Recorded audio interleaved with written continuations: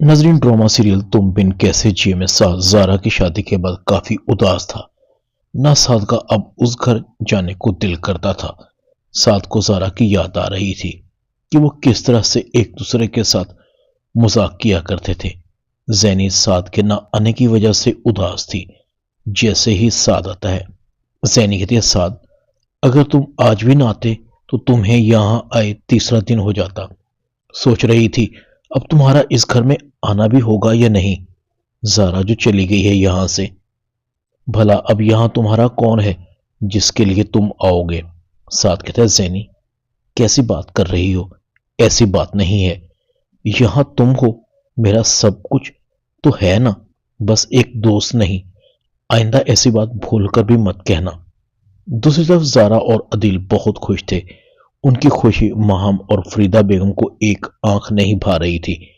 فریدہ بیگم کہتی ہے، یہ کیا بات ہوئی بھلا؟ اگر شوہر نے کہیں جانے کا کہہ دیا تو فوراً تیار ہو گئی، مجھ سے تو اجازت لینا بھی گوارا نہیں۔ یہ لڑکی تو بالکل اپنی ماں پر گئی ہے، بلکہ اس سے بھی دو ہاتھ آگے۔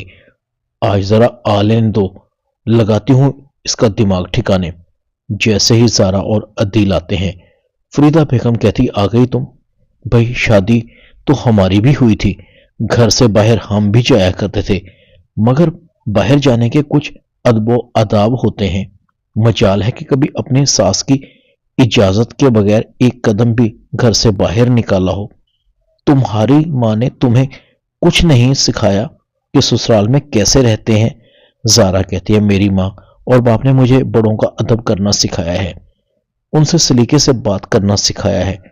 فریدہ بیگم کہتی ہے، بھائی مجھے تو لگتا ہے کہ تمہیں بڑوں کے سامنے صرف زبان چلانا آتی ہے۔ زارا چپ کر کے اپنے کمرے میں چلی جاتی ہے۔ عدیل کہتا ہے، زارا تمہیں امی سے ایسے بات نہیں کرنی چاہیے تھی، کیا ضرورت تھی ان کی بات کا جواب دینے کی؟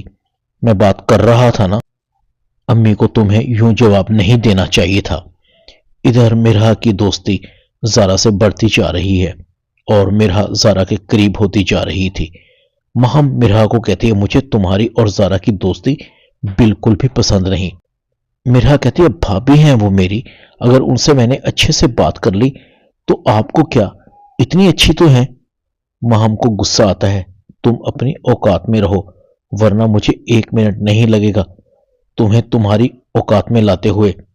تمہیں شاید یاد نہیں کہ تم نے اپنے عاشق کے ساتھ مل کر اس گھر میں ڈاکہ ڈلوایا تھا، بھول گئی ہو؟ میرا کہتی، آپ ہی خدا کا خوف کریں، میں نے ایسا کچھ نہیں کیا، آپ مجھے بلیک میل کرنا بند کریں۔